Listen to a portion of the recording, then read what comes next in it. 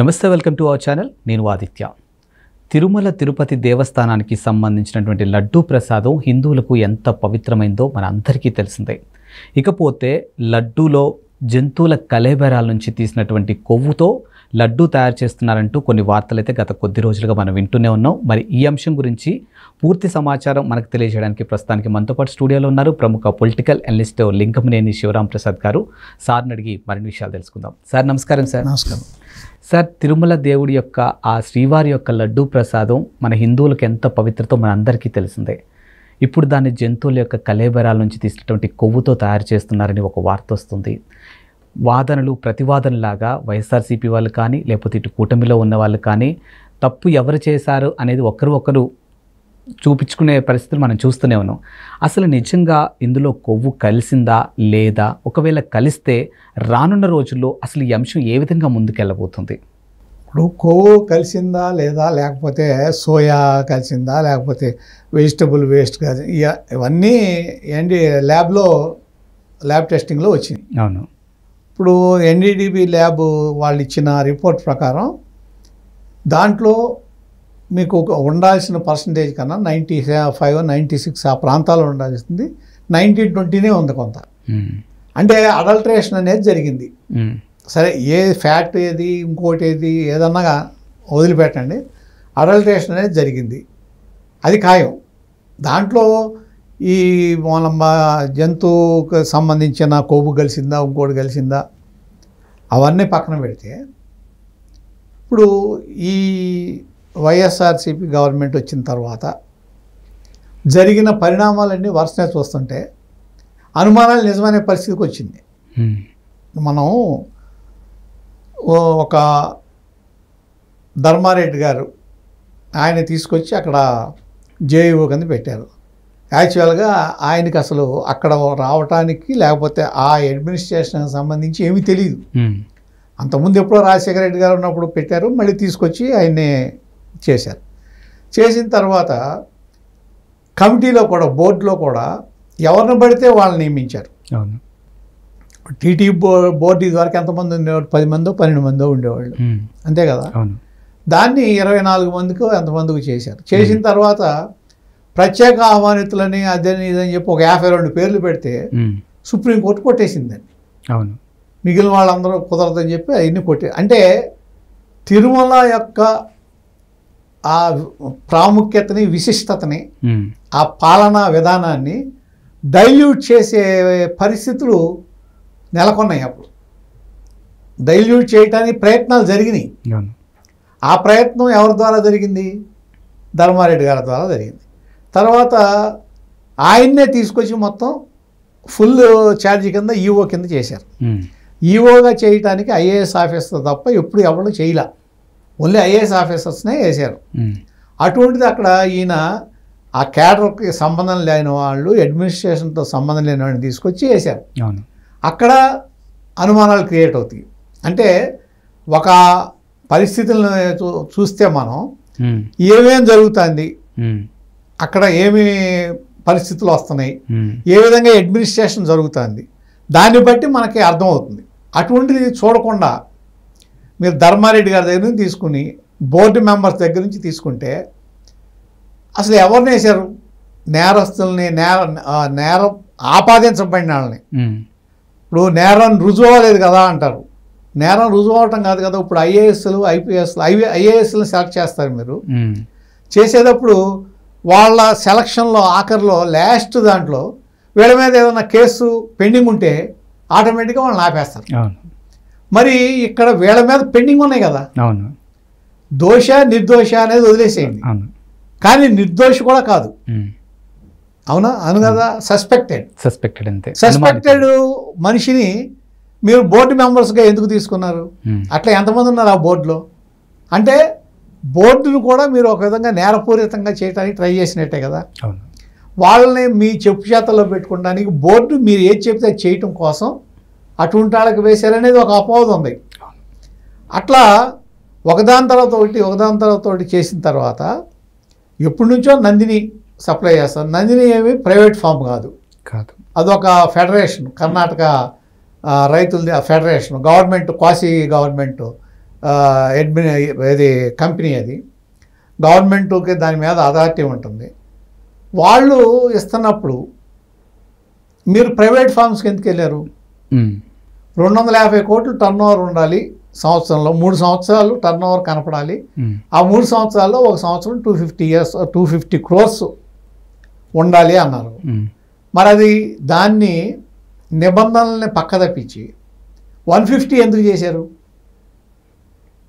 ఆ చేయటం ఎవరికి మీరు మేలు చేయటం కోసం దానికి మన టెండర్ కండిషన్స్ తగ్గించారు. తర్వాత ఇప్పుడు మీరు వైవి సుబ్బారెడ్డి గారు, ఎక్స్ చైర్మన్ టీటీడీ, ఆయన మాటల్లోనే ఆయన ఏం చెప్పారు, ఈ మన స్వామివారికి ప్రసాదాలు నైవేద్యం పెట్టేటప్పుడు ఏ విధంగా అపచారం జరగకూడదు కాబట్టి మేము రాజస్థాన్లో ఫతేపూర్ ఏదో అక్కడ నుంచి, అక్కడ గోశాల ఉంది, పెద్ద క్షేత్రం ఉంది, గోక్షేత్రం ఉంది, అక్కడ నుంచి ప్రతిరోజు తెప్పించుకుంటున్నాం. 60 kgs నెయ్యి వాడతాం ప్రతిరోజు, రోజుకు ₹1,00,000 అవుతుంది. దాన్ని టీటీడీ నుంచి చేయకుండా మేము ఒక డోనర్ ద్వారా డొనేషన్ చేయించి డొనేషన్ ద్వారా తెప్పించుకుంటున్నాం అన్నారు. అంటే మీరు దేవుడికి, దేవదేవుడికి మీరు చేస్తున్న నైవేద్యం కేజీ ఎంత? ₹1,666.66. మరి అటువంటిది లడ్డూ దగ్గరికి వచ్చేదానికి ₹320 ఎట్లా? అదే కదా. అంటే అక్కడ స్టాండర్డ్స్ని ఏ విధంగా మీరు లెక్కేస్తున్నారు? ఇదే దీంట్లో నందిని డైరీ 585 ఎంత కోట్ చేశారు. వాళ్ళు చాలా కాలం నుంచి సప్లై చేస్తున్నారు. రెండోది ఏంటంటే అక్కడ ఏమి అడల్టరేషన్ జరగదు, ఎందుకంటే అది ప్రైవేట్ ఫామ్ కాదు కాబట్టి.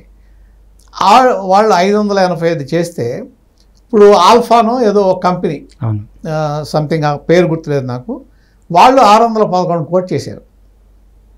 611 కోట్ చేసిన తర్వాత మీరు రివర్స్ టెండరింగ్ పేరుతో, ఇది ఒక పెద్ద మాయ, రివర్స్ టెండరింగ్లో 300 చిల్లర కోట్ చేశారు, 400 అనుకుంటా రివర్స్ టెండరింగ్లో. వీళ్ళు ఇవ్వలేమన్నారు, ఎవరు? నందిని వాళ్ళు. అసలు మొదట్లో 611 ఎట్లా కోట్ చేశారు, ఇక్కడ ₹300 ఎట్లా తగ్గిస్తున్నారు, 200 పైన ఎట్లా తగ్గిస్తున్నారు? అప్పుడు అనుమానం రావాలి కదా. అంటే మీరు ఎవళ్ళైతే క్వాలిటీ లేనాళ్ళు, ఎవరికి ఇప్పుడు ఆ మాట ముందు మీరు 611 అన్నారంటేనే, అన్న తర్వాత రివర్స్లో ఎంత తగ్గించారంటేనే మీరు మోసపూరితంగా, అంటే ఎక్కువ లాభాల కోసం మీరు ఎక్కువ కోట్ చేసినట్టే కదా. మరి వాళ్ళని ఎట్లా నమ్మారు వీళ్ళు? వాళ్ళకి ఎట్లా టెండర్ ఇచ్చారు? ఇచ్చిన తర్వాత ఈ ప్రతిరోజు టెస్టింగ్ అంటున్నారు. ఈ టెస్టింగ్లో ఎంతవరకు టెస్ట్ చేశారు మీరు? పైన ఊరికి అడల్టరేషన్ ఉందా లేదా అంతవరకే కదా. మీరు ఇన్డెప్త్కి వెళ్ళి ఎప్పుడైతే అనుమానం వచ్చి వీళ్ళు గుజరాత్ ల్యాబ్ పంపించారో అప్పుడు కదా ఇదంతా బయటకు వచ్చింది.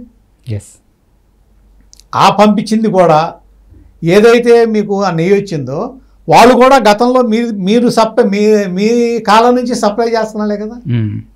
అంతకు ముందు ఉన్న ప్రభుత్వం ఉన్నప్పుడు, అంతకు ముందు ఉన్న బోర్డు ఉన్నప్పుడు ఎవరైతే అపాయింట్ అయ్యారో సప్లయర్ కింద వాళ్ళే కదా సప్లై చేసింది.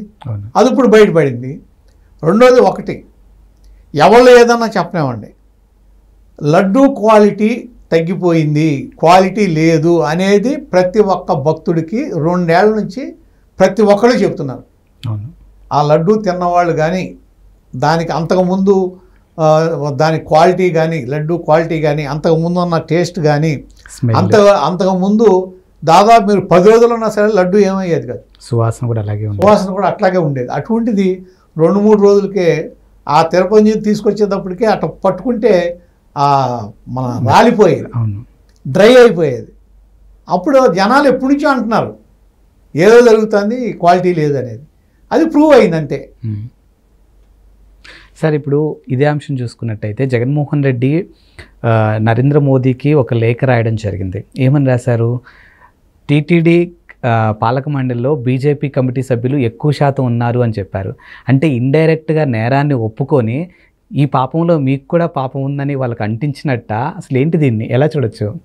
బీజేపీ వాళ్ళు కూడా ఉన్నారు కాబట్టి నన్ను కూడా రక్షించమని అడుగుతున్నాడేమో. అదే అని అడుగుతున్నాను నేను కూడా. కానీ ఒకటి, అక్కడ ఎవళ్ళు ఉన్నారా, బీజేపీ వాళ్ళు ఉన్నారా, ఇది కాదు. అసలు బోర్డు మెంబర్స్కి ఎంతవరకు నిజాలు తెలుసు అనేది కూడా ఇక్కడ ఎంక్వైరీ చేయాలి. ఇప్పుడు ఈ డే టు డే జరిగే వ్యవహారాల్లో బోర్డు మెంబర్స్కి తెలియకపోవచ్చు. ఎందుకంటే ఈ ధర్మారెడ్డి గారు అనే ఆయన సర్వం ఆయనే. అవును. ఇది అంతకుముందు ఈఓగా ఉన్నా వేరే వాళ్ళు ఉన్నా ఈయనదే రాజ్యం. తర్వాత ఈయనే ఫుల్ ఛార్జ్ అయ్యాడు ఈఓగా. అంటే మొత్తం ఈయనదే రాజ్యం అక్కడ. అసలు వాళ్ళకి తెలుసా తెలియదా, మొత్తం ఈ విధంగా నిజాలు బయట పెట్టారా పెట్టలేదా, ఏమో వాళ్ళకి అంతా రెగ్యులర్గా బాగానే ఉంది అని చెప్తున్నారు. ఇప్పుడు ఒకటి దాడి ఎదురు దాడిని కాకుండా మేము రిజెక్ట్ చేసాం అనగానే జగన్మోహన్ రెడ్డి గారు ఏమంటున్నారు, మీరు మీ హయాంలో 14 సార్లు చెప్తే మేము 18 సార్లు రిజెక్ట్ చేసామని. అంటే 18 సార్లు రిజెక్ట్ చేశారంటే దాని మీనింగ్ ఏంటి? మీ హయాంలో అడల్ట్రేషన్ ఎక్కువైనట్టే కదా. అంతే కదా. ఆ మాట అన్నారు అంటే అడల్ట్రేషన్ ఎక్కువ జరిగినట్టే కదా. జరిగినప్పుడు మీరు ఏం చర్యలు తీసుకున్నారు? ఎప్పుడైతే అది జరిగిందో ఇప్పుడు ఈ విధమైన టెస్ట్ ఎప్పుడు చేయాల. నార్మల్గా ఇది క్వాలిటీ ఉందా లేదా జనరల్గా చేసి రిజెక్ట్ చేయటం తప్ప ఇన్డెప్త్ వెళ్ళి ఒక ల్యాబ్ పంపించి ల్యాబ్ రిపోర్ట్ తెప్పించింది ఈ ఒకసారి, అంతకుముందు లేదు కదా. మరి ఇటువంటప్పుడు ఒకవేళ జగన్మోహన్ రెడ్డి గారు లెటర్ రాశారే అనుకోండి, ఎంక్వైరీ చేస్తే ఫస్ట్ సమాధానం చెప్పాల్సింది బోర్డు మెంబర్స్ కాదు, ఈఓ ఏఈఓ దానికి సంబంధించిన వాళ్ళు ఎవరైతే అడ్మినిస్ట్రేషన్ ఉన్నప్పుడు బోర్డు మెంబర్స్కి రెగ్యులర్గా డే టు డే అడ్మినిస్ట్రేషన్తో సంబంధం ఉండదు. వాళ్ళు ఏంటంటే పాలసీ మేకింగ్. అంతే. ఆ పాలసీ మేకింగ్లో ఎవరు దానికి అబ్జెక్షన్ పెట్టారు ఎవరు పెట్టలేదు అంటే మినిట్స్ తీయాలి. మెజార్టీ అంటున్నారు, మెజార్టీలో ఎవరు మెజార్టీ మెంబర్స్ యాక్సెప్ట్ చేస్తే అయిపోతుంది. అసలు ఎంతమంది ఉన్నారు ఎంతమంది రాలేదు ఇవన్నీ కూడా రేపు విజిలెన్స్ ఎంక్వైరీ చేశారు కదా గవర్నమెంట్. విజిలెన్స్ ఎంక్వైరీ మొత్తం బయటకు వస్తాయిగా. విజిలెన్స్ ఎంక్వైరీలో మొత్తం ఎప్పుడు మినిట్స్ ప్రకారం ఎవళ్ళు యాక్సెప్ట్ చేశారు ఎవళ్ళు యాక్సెప్ట్ చేయలేదు ఎవరు దాన్ని అబ్జెక్షన్ పెట్టారు మొత్తం బయటకు వస్తుంది. ఇంతకుముందు కూడా దీని మీద కొన్ని సంఘాలు తేడా జరుగుతున్నాయని చెప్పినాయి. అలాగే ఒకళ్ళిద్దరు టీడీపీ ఇదివరకు రమణ అని ఇదివరకు ట్రస్ట్ బోర్డు మెంబర్ ఉన్నాడు, ఆయన అనేక సార్లు ఇక్కడ తేడా జరుగుతుంది కల్తీ జరుగుతుందని చెప్పాడు. అయితే అసలు అవన్నీ వదిలేసి సామాన్య భక్తులే ఉదాహరణ దానికి, ఇంకెవ్వళ్ళో దానికి ఏ కోర్టులు అక్కర్లేదు ఏ విజిలెన్స్ అక్కర్లా. అందరికీ తెలిసిపోయింది ఏంటంటే ఇది ఏదో క్వాలిటీ తగ్గింది, ఇదివరకులాగా లేదు, లడ్డూలో తేడా ఉంది. నెయ్యి అడల్ట్రేషనా లేకపోతే సుగంధ ద్రవ్యాలు అది వేరే సంగతి. క్వాలిటీ తగ్గిందనేది జనం మొత్తం ఏ విధమైన సందేహం లేకుండా ప్రతి ఒక్కళ్ళు యాక్సెప్ట్ చేసింది. తేడా ఉంది, క్వాలిటీ తగ్గింది, దాంట్లో ఏమీ సందేహం లేదు. సరే ఇప్పుడు విజిలెన్స్ ఎంక్వైరీ చేశారు, ఆ ఎంక్వైరీ ఏం జరుగుతుందో చూద్దాం. అట్లాగే ఇప్పుడు పిల్ల వేశారు, ఎవరు ఇవాళ పొన్నవోలు వేశారు, సుబ్రహ్మణ్య స్వామి వేశారు. వేసినప్పుడు గవర్నమెంట్ అడుగుతుంది ఏంటి అని. అడిగినప్పుడు ఏం చెప్తారు, మేము ఇట్లా విజిలెన్స్ సుప్రీంకోర్టు ఏమి ఎంక్వైరింగ్ అథారిటీ కాదు. సుప్రీంకోర్టు ఓన్లీ వాళ్ళ ఎంక్వైరీలో వాళ్ళకి తీసుకొచ్చిన వాళ్ళకి సబ్మిట్ చేసిన పేపర్స్ని బట్టి అంశాలను బట్టి వాళ్ళ ఎంక్వైరీని బట్టి ఏం జరిగింది అనేది తీర్పిస్తుంది తప్ప సుప్రీంకోర్టుకి అడల్ట్రేషన్ జరిగిందా లేదా, అదే పాలు ఎక్కడి నుంచి కొన్నారో ఇవన్నీ తేల్చే అథారిటీ లేదు, అవన్నీ ఏం లేవు. కాకపోతే ఇప్పుడు గవర్నమెంట్ అడగగానే గవర్నమెంట్ చెప్తుంది మేము ఇట్లా విజిలెన్స్ చేసాం ఎంక్వైరీ చేసాం దాన్ని రిపోర్టు మీకు సబ్మిట్ చేస్తాం అంటారు. అంతే కదా జరిగేది. అంటే దేనికి వెళ్ళినట్టు మా తప్పు లేదని జనాలకు చూపించడం కోసం, అంతే కదా. అంటే డిఫెండ్ చేసుకోవాలి కదా, డిఫెండ్ చేసుకోవడం కోసం కోర్టుకు వెళ్ళారు తప్ప. అయితే ఏ విధంగా డిఫెండ్ చేసుకుంటారు, ఏ విధంగా డిఫెండ్ చేసుకుంటారు చెప్పండి నాకు.